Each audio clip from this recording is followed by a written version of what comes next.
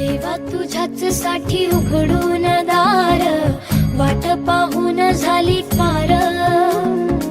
चिंता हरून देवा थकला असणार, दे माझ्या खांद्यावर भार। थोडा इथं टेकून जा, घास खाऊन माझ्या हातातला